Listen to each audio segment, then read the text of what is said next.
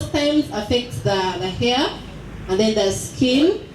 Yeah, that's why you see my skin is different from each like other people here. So that's what we call albinism. And when you find albinism is like it's inherited from both parents, the father and the mother. It's not only from the mother, as some people say in some societies, because they think fathers are out of it, but they are both in it, that it is inherited from both of them.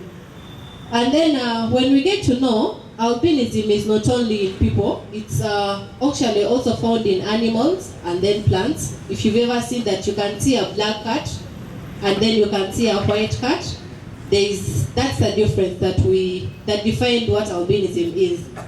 And then maybe just to share about, yes, I've shared about the causes. It's a genetic condition that is inherited from both parents, and it's because of the lack of the black pigment called melanin that gives us the black color.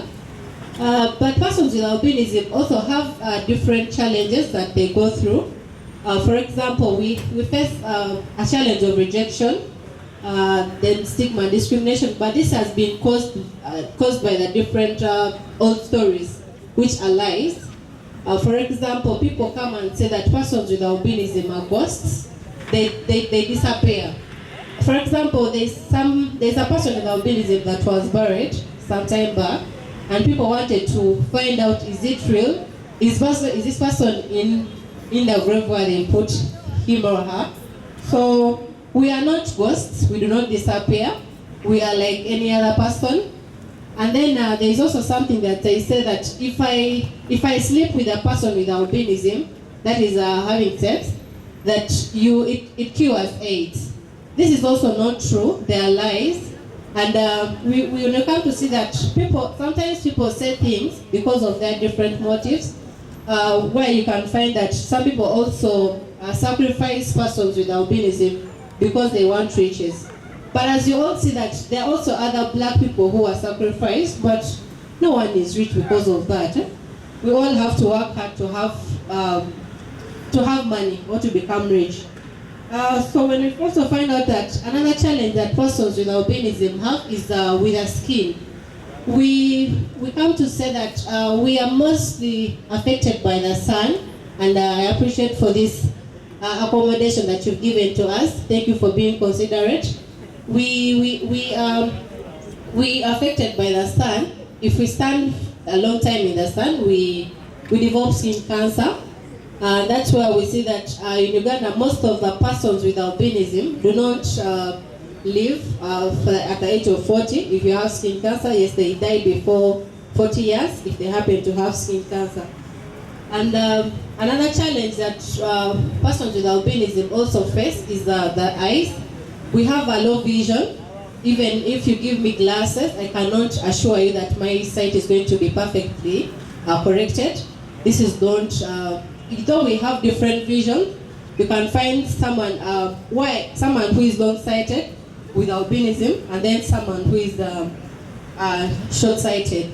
So we are legally blind as because of the condition that we have. So basically, what has Albinism Umbrella done?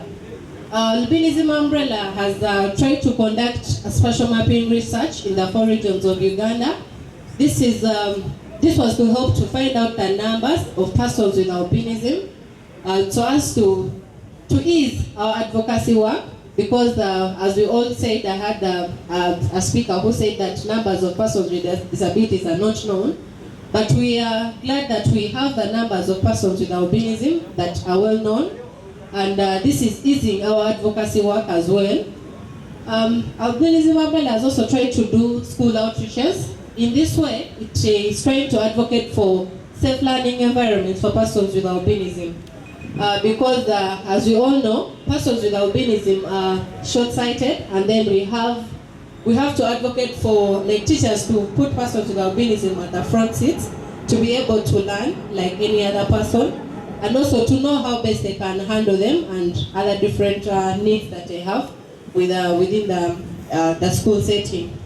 And then maybe lastly, as I come to conclude, we've also tried to do awareness raising in the different spaces to see that we break that knowledge gap about albinism, and also to dispel those myths and misconceptions that people have around the condition. And what is my ask now? My ask is let's all be ambassadors for albinism, as know the truth and then pass it on. That is the best way to go, and then let's join our hands to see that we join the advocacy for these different disabilities, so that we also have to enjoy we enjoy the different rights like any other person without disability. Thank you so much.